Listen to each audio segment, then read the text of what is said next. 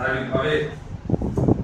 এবং সেখানে এই যে সমাজ 6 দিন ধরে চলছে হিংসা, তো বাদুড়িয়া বসিরহাট নয়, আশপাশ ব্লকে গ্রামে ছড়িয়ে গেছে বহু দত্তপুর আরম্ভ করে এদিকে আমডাঙ্গা, ওদিকে মোহনগাছি, বারাসাতে পাস, দেওঙ্গা, শাসন সব জায়গায় ছড়িয়ে পড়েছে। হাজার হাজার পরিবার ক্ষতিগ্রস্ত হচ্ছে, দোকান লুট করা হচ্ছে, আগুন জ্বালানো হচ্ছে, গাড়ি জ্বালানো হচ্ছে। এই সমস্ত ক্ষতিপূরণের হিসাব করে সমস্ত মানুষকে যথোপযুক্ত ক্ষতিপূরণ দিতে হবে, সময়ের মধ্যে দিতে হবে। কারণ আমরা দেখেছি ধুলাগড়ের ঘটনাতে সরকার তখন পুরো স্বীকার করেছিল।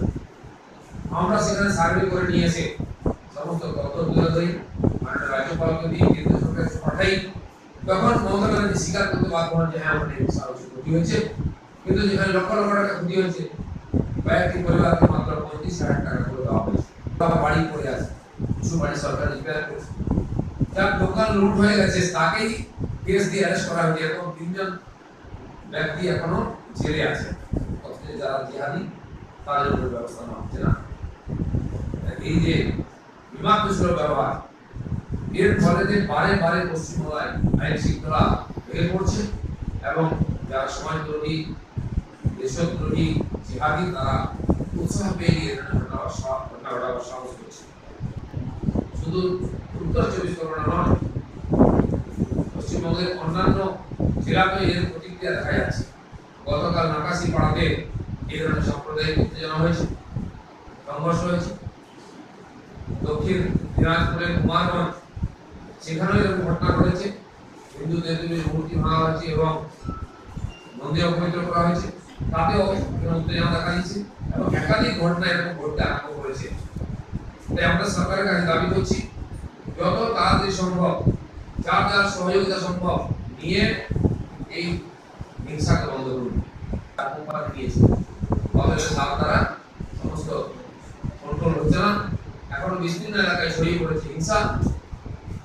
আমরা চাইছি দরকার হলে রাজ্য সরকার কেন্দ্র সরকারের কাছ থেকে কেন্দ্রীয় বাহিনী নিয়ে এবং পুলিশে যাতে তাকে ডিপ্লয় করে তাড়াতাড়ি শান্তি প্রতিষ্ঠা হোক।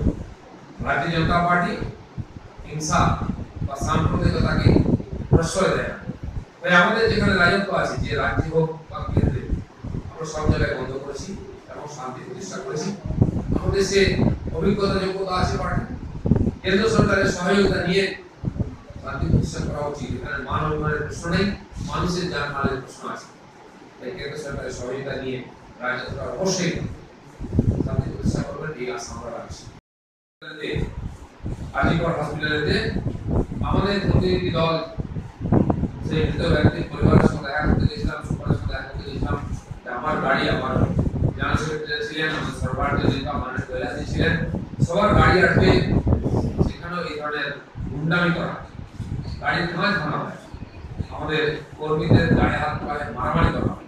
সেখানে যথেষ্ট সংখ্যায় পুলিশ ছিল, কিন্তু তারা দর্শকের ভূমিকায় ছিল। তাদের সামনে এই গুন্ডারা, দুষ্কৃতকারীরা আমাদের উপরে এই ধরনের অত্যাচার উৎপাত করে।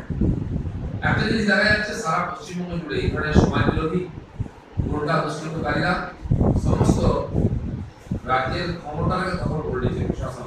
প্রশাসনের কোনো রোল নাই, তারা বিরোধীদের উপরে উৎপাত করছে, সাধারণ মানুষকে অত্যাচার করছে, আক্রমণ করছে, তোলা তুলছে, সিন্ডিকেট কাজ করছে, কিন্তু রাজ্য সরকার এই ধরনের কোনো নির্দেশ নেয়।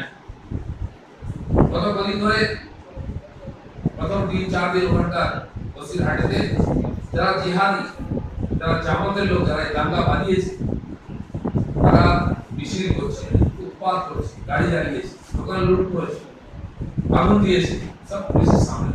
পুলিশ একটা লাঠিও চালায়নি, কাউকে অ্যারেস্ট করেনি, কিন্তু যেই তার প্রতিকারী যারা আক্রান্ত, তারা রাস্তায় নেমেছে প্রতিবাদ করতে, তাদের ধরে জেলে ঢোকানো হয়েছে। মজার ব্যাপার, সেখানকার এমএলএ নিজে পুলিশ ফোর্স নিয়ে গিয়ে বাড়ি বাড়ি ঢুকে তল্লাশি করার নামে আর সাধারণ মানুষকে অ্যারেস্ট করেছেন এবং অ্যারেস্ট করেছেন। মানুষ এত ক্ষুব্ধ এই প্রশাসনের এবং এই সরকারের প্রতি, তারা রাস্তায় নেমে এমএলএ কে পর্যন্ত অসম্মান করেছেন, ধাক্কাধাক্কি করেছেন, শুনেছি তার বাড়িও ভাঙা হয়েছে। পুলিশের অফিসারদের অ্যাটাক করা হয়নি, মিডিয়াকে অ্যাটাক করা হয়। এই যে একটা ভয়ঙ্কর অবস্থা, মানে আগ্নেয়গিরির মতো ঘুরছে ওখানকার পরিস্থিতি, এটা হচ্ছে এখানকার প্রশাসনের অসফলতার প্রমাণ। এই পরিস্থিতিকে নিয়ন্ত্রণে আনার জন্য আমাদের সহায়তা করা দরকার ছিল মনে করে আমরা সেটা দিয়েছিলাম, আমাদেরকে যেতে দেওয়া হয়। এবং যেভাবে ধীরে ধীরে সারা পশ্চিমবঙ্গ ব্যাপী সাম্প্রদায়িক হিংসা মূল্যবোধ ছড়িয়ে পড়ছে, বাংলাদেশ থেকে আগত জামাত, সিমি, আইএসআই জিহাদিরা ধীরে ধীরে সারা বাংলাদেশ কবজা করে নিয়ে এখানকার পশ্চিম বাংলাদেশে মানবতা চক্রান্ত করছে। সেই কালিয়াচক হোক, গোলাঘাট হোক বা জোরানপুরের ঘটনা হোক বা ইলামবাজার থানা জানানো থেকে আরম্ভ করে বলেশ্বর থানা জানানো, সব জায়গায় এদের উৎপাত দেখা যাচ্ছে। সরকার সব দেখেও কিছু করছে না। বসিরহাটের দিকে রওনা হয়েছিলেন, উদ্দেশ্য একটাই ছিল যে ব্যক্তি মারা গেছে তার পরিবারের সঙ্গে দেখা করা, এবং গত প্রায় 6 দিন ধরে যে লাগাতার এখানে হিংসা চলছে, বন্ধ হয়নি, মাইনতে বেড়ে যাচ্ছে এবং বিস্তার লাভ করছে।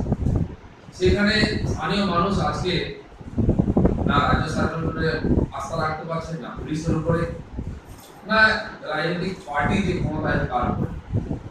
আমাদের মনে হয় যে সাধারণ মানুষের কাছে গিয়ে দাঁড়ানো দরকার, তাদের মনোবল বাড়ানো দরকার, তাদের সান্ত্বনা দেওয়া দরকার, কোনো ঘটনাকে লুকিয়ে রাখার জন্য।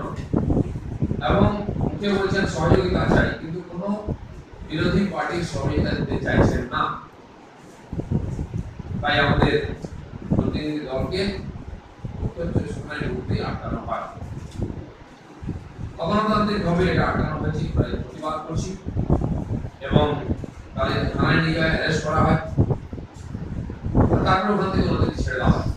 মজার ব্যাপার, সেই থানাতেও টিএমসির কিছু দুষ্কৃতকারী গিয়ে বিনা কারণে আমাদের নেতাদেরকে গালাগালি দিয়েছে, খুব অশ্লীল ভাবে, অসভ্য ভাষাতে। রকেট চ্যাটার্জি এবং অন্যান্য যারা ছিলেন, সমস্ত প্রতিনিধি মন্ডল, আমাদের পুলিশের নেতারা ছিলেন, এমপি উপগাঙ্গুলি ছিলেন, সবার সঙ্গে খুব অসভ্য ব্যবহার করা হয়েছে।